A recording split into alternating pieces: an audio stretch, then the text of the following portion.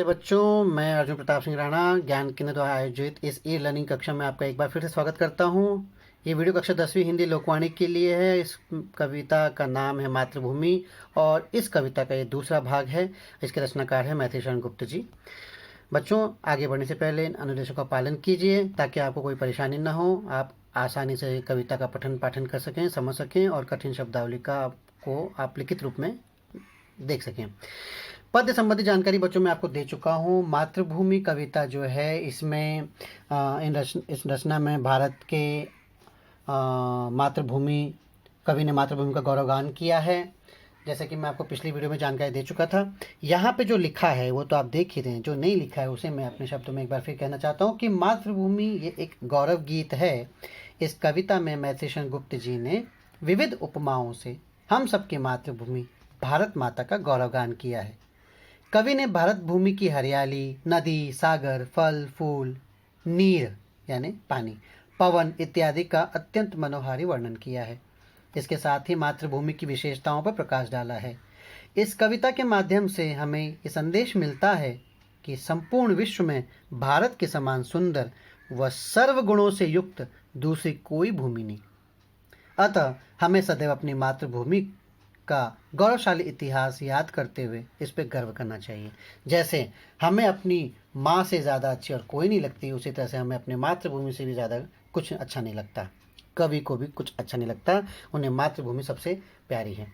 बच्चों, इसके पहले कि मैं आगे बढ़ूँ, एक बार फिर से मैं इस कविता का वाचन करना चाहूँगा। उम्मीद आप ध्यानपूर्वक सुनेंगे ताकि आपको समझने में आसानी हो। नीलांबर परिधान हरित पट पर सुंदर है, सूर्य चंद्र युग मुकुट मेखला रत्नाकर है। नदियां प्रेम प्रवाह फूल तारे मंडल हैं, बंदी जन खग वृंद शेष फन सिंहासन है। करते अभिषेक पयोद हैं बलिहारी इस देश की, हे मातृभूमि तू सत्य ही सगुण मूर्ति सर्वेश की। निर्मल तेरा नीर अमृत के सम उत्तम है, शीतल मंद सुगंध पवन हर लेता श्रम है। षड ऋतुओं का विविध दृश्य युत अद्भुत क्रम है, हरियाली का फर्श नहीं मखमल से कम है। शुचि सुधा सींचता रात में तुझ पर चंद्र प्रकाश है, हे मातृभूमि दिन में तरणी करता तम का नाश है। सुरभित सुंदर सुखद सुमन तुझ पर खिलते हैं, भांति भांति के सरस सुधोपन फल मिलते हैं। औषधियाँ हैं प्राप्त एक से एक निराली, खाने शोभित कहीं धातुवर रत्नों वाली। जो आवश्यक होते हमें मिलते सभी पदार्थ हैं, हे मातृभूमि वसुधा धरा तेरे नाम यथार्थ हैं। क्षमामयी तू दयामयी है, क्षेममयी है, सुधामयी वात्सल्यमयी तू प्रेममयी है। विभवशालिनी विश्वपालिनी दुख हरती है, भय निवारिणी शांतिकारिणी सुख करती है शरणदायिनी देवी तू करती सबका त्राण है मातृभूमि संतान हम तू जननी तू प्राण है, हे मातृभूमि संतान हम तू जननी तू प्राण है। कितनी बेहतरीन कविता लिखी बच्चों, कवि मैथिली शरण गुप्त ने मातृभूमि के बारे में यहाँ चर्चा की है। इसके पहले हिस्से को हम पिछले वीडियो में पिछली कक्षा में देख चुके हैं बच्चों। अब इसके आगे वाले हिस्से को देखेंगे हम। अभी हाल ही में 15 अगस्त गया, स्वतंत्रता दिवस हमने मनाया बच्चों। आप सब जानते हैं आज़ादी की लड़ाई लड़ने के लिए न जाने कितने वीरों ने अपने जीवन का बलिदान दे दिया और हमको ये आज़ादी मिली। और इस मातृभूमि के लिए जो कुछ किया इन वीरों ने, उन शहीदों ने, उन क्रांतिकारियों ने, उन नेताओं ने अपनी मातृभूमि के लिए किया, अपनी मातृभूमि के अपने लोगों के लिए किया। जिस तरह से हम माँ को प्यार करते हैं उसी तरह से हम मातृभूमि से भी बहुत प्यार करते हैं और उसके लिए हंसते हंसते जीवन कुर्बान करने के लिए भी तैयार रहते हैं। तो उसी का अगला हिस्सा हम यहाँ पढ़ने जा रहे हैं। देखिए किस तरह से कवि ने मातृभूमि और मातृभूमि से प्राप्त होने वाली संपदाओं के बारे में बताया है। सुरभित सुंदर सुखद सुमन तुझ पर खिलते हैं। सुरभित यानी सुगंधित, सुमन यानी पुष्प फूल, भांति भांति के सरस यानी तरह तरह के सरस, रस से भरे हुए। सुधोपम यानी एकदम अमृत जैसे फल मिलते हैं।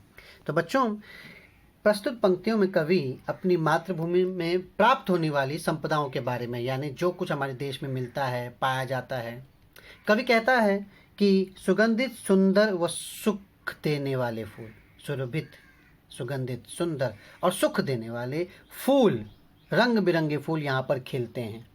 और यहीं पर भांति भांति के सरस सुधोपन फल मिलते हैं, यानी तरह तरह के अलग अलग रस से भरे युक्त अमृत के समान हमको फल भी मिलते हैं। यह हमारे देश की खासियत है बच्चों। यहाँ पे हर प्रकार के फल, हर प्रकार की वनस्पतियाँ, हर प्रकार के फूल, रंग बिरंगे फूल हमको मिलते हैं। औषधियाँ हैं प्राप्त एक से एक निराली। और तो और जहाँ फल फूल से भरा पूरा देश है हमारा, वहीं पर यहाँ एक से एक अनोखी औषधियाँ पाई जाती हैं।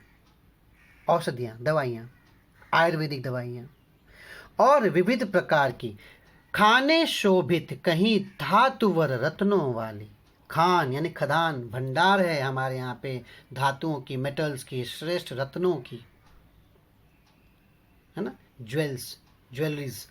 तो श्रेष्ठ रत्नों की खाने भी यहाँ पे सुशोभित है। कवि कहते हैं कि विविध प्रकार की धातुओं और श्रेष्ठ रत्नों की खान हमारे देश में उपलब्ध है। अनगिनत खाने हैं, जीवन के लिए आवश्यक सभी आवश्यक पदार्थ यहाँ हमको पाए जाते हैं। यही अगली पंक्तियों में कवि ने, ये देखिए आप यहाँ धातुएं देख रहे हैं अलग अलग प्रकार की, सब हमारे देश में मिलते हैं बच्चों। जो आवश्यक होते हमें, कवि कहता है कि हमें हमारे जीवन के लिए जो भी आवश्यक है मिलते सभी पदार्थ हैं। बच्चों कैसे ये देश कितना अनोखा है, सोचिए कि हमको हमारी ज़रूरत की सभी चीज़ें हमारे अपने देश में मिल जाती हैं, कहीं और नहीं देखना पड़ता। जो आवश्यक होते हमें मिलते सभी पदार्थ हैं, हे मातृभूमि वसुधा धरा तेरे नाम यथार्थ हैं। तो कवि कहते हैं कि हमें हमारे जीवन के लिए जो भी आवश्यक है वे सभी पदार्थ यहाँ पे विद्यमान हैं और थोड़े से श्रम से हमें मिल जाते हैं। वास्तव में मातृभूमि का जो नाम वसुधा धरा, तो वसुधा मतलब पृथ्वी, रत्नावती, रत्न गर्भा, जिसके अंदर रत्न भरे हुए हैं। धरा यानी धरती, हर चीज़ को धारण करने वाली। तो हे मातृभूमि, वास्तव में मातृभूमि का जो नाम है वसुधा धरा, वो सार्थक और सत्य है, रियल है, यथार्थ है। तो कवि आगे बढ़ते हुए कहते हैं कि विशेषता बताते हुए कहते हैं कि क्षमामयी तो दयामयी है, प्रेममयी है, सुधामयी वात्सल्यमयी तो प्रेममयी है, क्षेममयी है, प्रेममयी। क्षेममयी यानी कल्याणकारी, सुधामयी यानी अमृत बरसाने वाली, और वात्सल्यमयी यानी ममतालु। तो प्रस्तुत पंक्तियों में कवि मातृभूमि की विशेषता बताते हुए कहते हैं कि सबको क्षमा करने वाली, सब पर दया करने वाली, सबका कुशल मंगल करने वाली है हमारी मातृभूमि। भारत माता, तुम क्षमाशील हो, अपनी संतानों के लिए तुम्हारे हृदय में दया की भावना है, तुम कल्याणकारी हो। सुधामयी, वात्सल्यमयी, सुधामयी यानी अमृत से भरी, सब पर ममता लुटाने वाली, वात्सल्य ममता, प्रेम लुटाने वाली, ऐसी हमारी माँ है। तुम प्रेममयी हो, तुम सब वैभवों से युक्त हो। अगली लाइन में विभवशालिनी, विभवशालिनी यानी वैभव, विभव यानी संपन्नता, बहुतायत, हर चीज़ की बहुतायत है हमारे देश में, हमारी माता के पास। तो हे माता, हर प्रकार के वैभव यानी धन संपत्ति से युक्त, विश्व का पालन करने वाली तथा सबका दुख हरने वाली हो। हे भारत माता, तुम भय निवारणी, शांति कारिणी, सुख करती हो, हर प्रकार के भय को दूर करने वाली, शांति फैलाने वाली तथा सुख प्रदान करने वाली हो।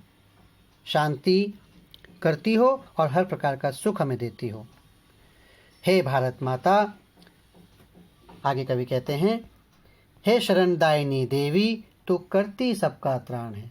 कवि कहता है कि सबको शरण देने वाली, तू करती सबका त्राण है। त्राण यानी कष्टों को दूर करती हो, सबको शरण देती हो, सबको शरण देने वाली, सबकी रक्षा करने वाली मातृभूमि। हे मातृभूमि संतान हम, तू जननी, तू प्राण है। हे मातृभूमि, हम सब तेरे पुत्र हैं, तू ही हमारी माता है, तू ही हमारी जान है, तू ही हमारा प्राण है।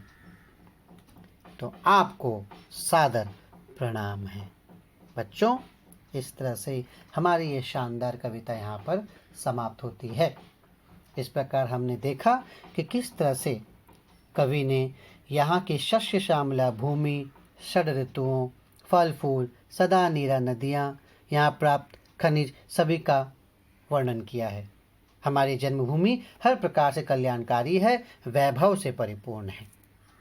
तो बच्चों, यहाँ पर हमारी ये शानदार कविता मातृभूमि समाप्त होती है। उम्मीद है आपको समझ में आया होगा, अच्छा लगा होगा। कठिन शब्दों को अगर आप ध्यान से समझ लें, उनके अर्थों को जान लें एक बार, तो आपको कविता को समझने में बिल्कुल भी कठिनाई नहीं होगी। बच्चों, अगली कक्षा में इससे संबंधित प्रश्नोत्तरी हम करेंगे और तभी हमको समझ में आएगा कि हमें कविता कितनी अच्छी तरह से समझ में आई है। अगर ना आई तो फिर से वीडियो को देखिए, और अगर और कोई बात समझ में नहीं आई तो आप मुझे मैसेज कर सकते हैं, मुझसे पूछ सकते हैं, मैं आपके सभी सवालों का जवाब ज़रूर दूंगा। तो फिर मिलते हैं अगली कक्षा में, अगली वीडियो में। तब तक के लिए शुक्रिया, धन्यवाद, ध्यान दीजिए। जय हिंद।